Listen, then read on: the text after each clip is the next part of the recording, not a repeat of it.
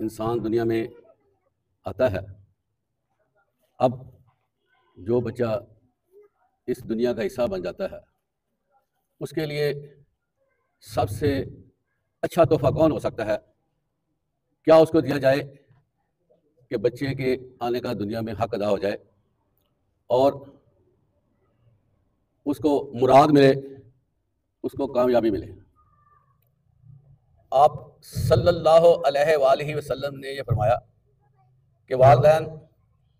اپنے بچے کو جو سب سے اچھا عطیہ گفٹ تحفہ دیتے ہیں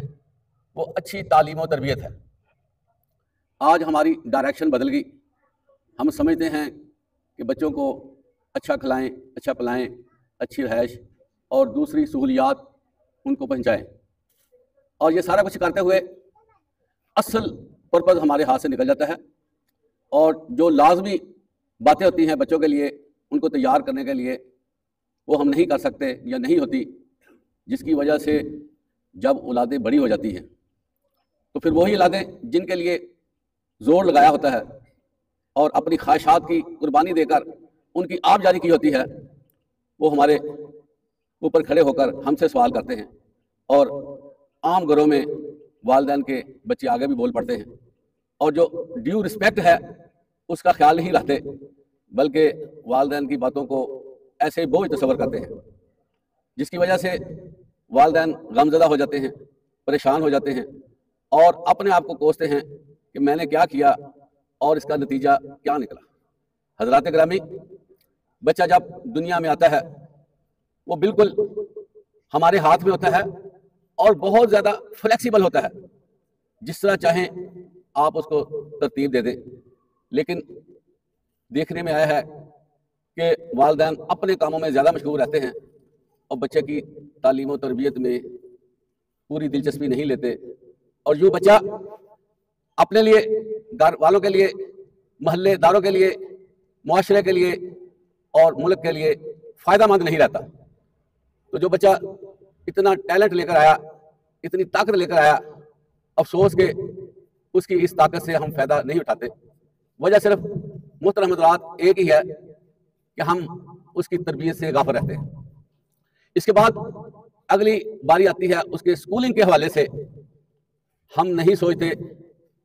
کہ بچے کو کہاں داخل کروائیں، بس سن لیا کسی نے، کسی سکول کی مشہوری کر دی، کسی سکول کی اہمیت بتا دی، اس کی رپیوٹ بنا دی، ہم وہاں پر چلے جاتے ہیں۔ اور یہ بھی دیکھنے میں آیا ہے کہ اس سکول میں بچے جاتے ہیں، اکثر ایسے سکول ہیں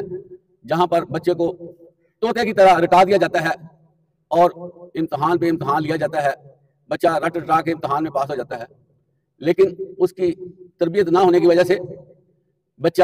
گھر میں، محلے میں، اسکول میں رف لینگویج استعمال کرتا ہے، اور زیادہ تر دیکھنے میں آیا ہے وہ شیطانی کاموں میں مصروف ہو جاتا ہے، اور پھر اس کو روکنے والا کوئی نہیں ہوتا، والدین کے آگے بولتا ہے، والدین سمجھاتے رہتے ہیں اور پھر تھک ہار کر بیٹھ جاتے ہیں۔ چونکہ والدین کے پاس وقت نہیں ہے، اس لیے ایسے ادارے ضرور ہونے چاہیے جو بچوں کی اچھی طرح تربیت کر سکیں۔ یہ جو اسکولنگ شروع ہوئی تھی اس کے پیچھے یہی ایک بڑا مقصد تھا کہ پیشے زیادہ ہونے کی وجہ سے، والدین کی مصروفیت ہونے کی وجہ سے والدین توجہ نہ دے سکے، تو یہ سوچا گیا کہ اسکول بنائے جائیں، جو والدین کا کام ہے وہ اسکولوں سے لے لیا جائے۔ لیکن افسوس، صد افسوس، اس میں بھی ہم بری طرح فیل ہوئے، ناکام ہوئے، اور ہمارے اسکول جو ہیں وہ کمرشل ادارے بن گئے، جس کے نتیجے میں والدین کماتے رہتے ہیں، اسکول والے لیتے رہتے ہیں، کبھی کاپیوں کے حوالے سے،